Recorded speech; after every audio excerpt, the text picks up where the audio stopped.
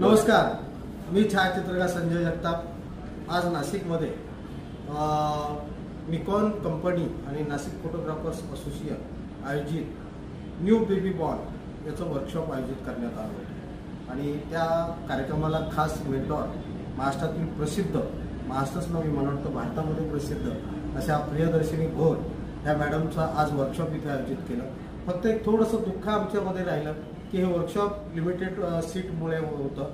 50 लोकांसाठी आयोजित केलेलं होतं। नाशिकमध्ये आज किमान 8 ते 10 हजार छायाचित्रकार हे फोटोग्राफर आहेत, त्यातले 150 ते 500 फोटोग्राफर बेबी बॉर्नवर काम करतात। पण एवढं सगळ्यांना आम्ही हे वर्कशॉप देऊ शकलो नाही, त्याची खंत वाटते। हे नक्कीच आपण पुढे जाऊन परत मॅडमच्या माध्यमातून एक दिवसीय पूर्ण वर्कशॉप आपण आयोजित करू। त्यात जास्तीत जास्त फोटोग्राफर कसे येतील याचं जास्तीत जास्त नॉलेज आपल्याला कसं मिळेल याचा प्रयत्न करू। आज ह्या निमित्ताने मॅडम आल्यात, सरांचा माझी खूप मैत्री आहे। जसं असोसिएशनच्या माध्यमातून आम्ही नेहमी फोटोग्राफरांसाठी जे काही काम करतो, एक सपोर्ट म्हणून, एक परिवार म्हणून, तसं सचिन भोर आणि प्रियदर्शिनी भोर हे महाराष्ट्रात नव्हे भारतामध्ये एक छायाचित्रकारांचा खास मार्गदर्शक किंवा त्यांना दिशा देण्याचं काम हे तुम्ही दोघंही करत असतात। त्याबद्दल तुमचं असोसिएशनच्या वतीने आणि नाशिकच्या वतीने खास धन्यवाद।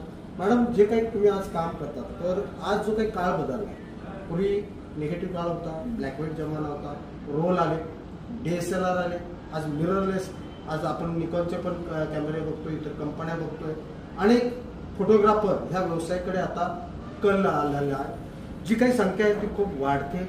आज नाशिकमध्ये जी संख्या 4 ते 5 हजार होती ती आज कमीत कमी 10 ते 12 हजार झाली। महाराष्ट्रामध्ये आज जी संख्या लाखात होती ती आता 6 ते 7 लाखात गेली। पण ह्या मागचं पूर्ण जे रिझन आहे, ही जी काही कला आहे, जो व्यवसाय आहे, तर कॅमेरा फक्त घेतला म्हणून फोटोग्राफर झाला का?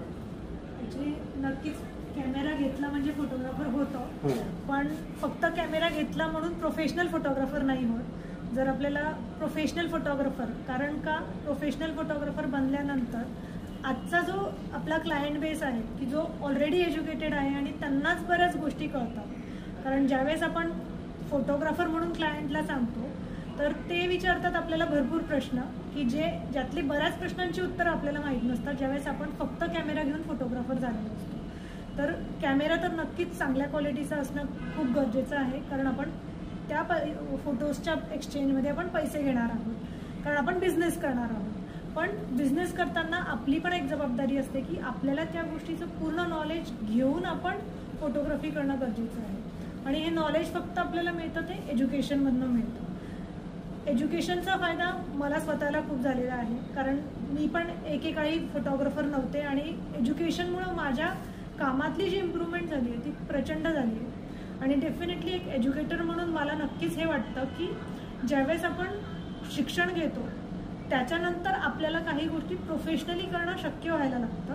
कारण का तर आपण क्लायंटच्या प्रत्येक प्रश्नाचं उत्तर देऊ शकतो आणि ते प्रश्नाचं उत्तर आपल्याला फक्त आणि फक्त एज्युकेशनमधनं मिळू शकतं। नक्कीच मला हे सांगायला आवडेल की मीही एक मेंटर असल्यामुळे माझा हा आग्रह प्रत्येक फोटोग्राफरला असतो की तुम्ही शिक्षण घ्या, कारण मॅटर्निटी, न्यूबॉर्न, चाइल्ड फोटोग्राफी हे इतके वर्सटाईल सेक्शन्स आहेत की त्यातल्या प्रत्येक सेक्शनमध्ये खूप काही गोष्टी शिकण्यासारख्या आणि ते फक्त एका वर्कशॉपमधनं किंवा एका महिन्याच्या क्लासमधनं नक्कीच शिकून पूर्ण होत नाही।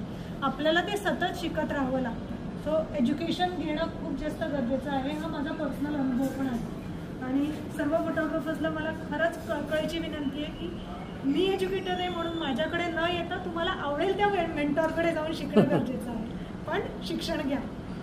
हाच बदल आज आपण वर्कशॉपमध्ये तुम्ही बघितला असेल तर आपल्याकडे 60-70 वर्षाचे फोटोग्राफर, ते आज मागच्या वर्षी ज्यांनी कॅमेरा घेतला असेल ते फोटोग्राफर, असा सगळा वर्ग इथं बसलेला आहे। त्यामध्ये महिलांचा सहभाग जास्त दिसला, कारण महिला फोटोग्राफर खास शिकवायला येते म्हणून जास्त कल होता। आणि न्यू बेबी बॉर्न हे आणि मॅटर्निटी हा जो काही आता नवीन आलेलं आहे हे खरंच तर तसं पाहिलं तर फोटोग्राफी पूर्वीचं जे होतं की वेडिंग किंवा असे ठराविक बिझनेस होते। आज बऱ्याचशा कंपन्यांनी किंवा आपल्याला जे काही ग्राहकांनी नवीन नवीन दिलेलं आहे, प्री वेडिंग असतील किंवा काय, आणि यामध्ये बऱ्याच वेळा अशा अडचणी आम्हालाही आलेल्या आहेत की काही गोष्टी आपण ठराविक ढाच्यामध्येच काम करत होतो। आज क्लायंट हुशार झाला, त्या पद्धतीने आपण पण गेलं पाहिजे।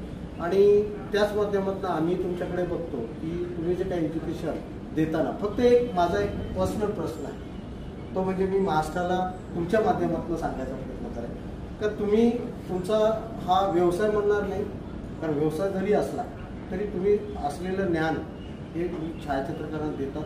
त्यांना एक चांगल्या व्यासपीठ, त्यांना चांगलं नाव पैसा कसा मिळावा यासाठी तुम्ही प्रयत्न करतात. ते महिन्याचं वर्कशॉप असेल, 2 दिवसाचं असेल, पण कुठेतरी अशी खंत वाटते की छायाचित्रकारांना एक गोष्ट पण तुम्ही समजून सांगा की हा व्यवसाय नक्की काय, यात नफा तोटा नक्की कुठे आहे.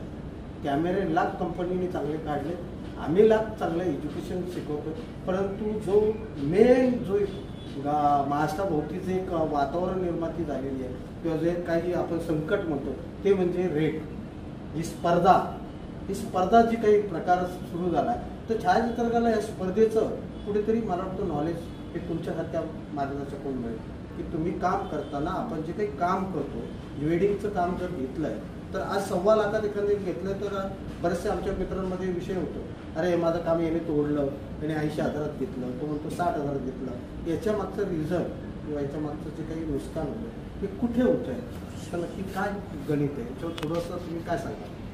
तर रेट हा नक्कीच एक खूप मोठा चर्चेचा विषय आहे, पण मुळातच जे फोटोग्राफर शिक्षण घेतात, जे फोटोग्राफर दुसऱ्या मेंटॉर्सकडनं शिकतात, तिथे त्यांना बऱ्याच गोष्टी माहीत होतात. म्हणजे कारण का तर मुळात रेट कसा डिसाईड करायचा असतो, तर रेट आपल्या कामाच्या क्वालिटीनुसार डिसाईड करायचा असतो, आपले जे एक्सपेन्सेस आहेत त्याच्यानुसार डिसाईड करायचा असतो. कारण का तर प्रत्येकाच्या गरजा वेगळ्या असतात, प्रत्येकाचं स्किल वेगवेगळं असतं, तर तो रेट जो आहे तो स्किलनुसार व्हायला हवा. पण आपल्याकडे फक्त मला काम मिळालं पाहिजे ह्या भावनेने जो रेट तुटला जातो, त्याच्याने जे फोटोग्राफर्स ते रेट तोडताय त्यांचं करिअर फोटोग्राफीमध्ये खूप कमी काळाचं राहतं म्हणून म्हणतो. सो ज्यांना लॉंग टर्मसाठी फोटोग्राफर म्हणून आयुष्यभर काम करायचं आहे त्यांनी प्रॉपर पॅकेजेस बनवून काय प्रोसेस असते ती मेंटॉर्सकडनं शिकून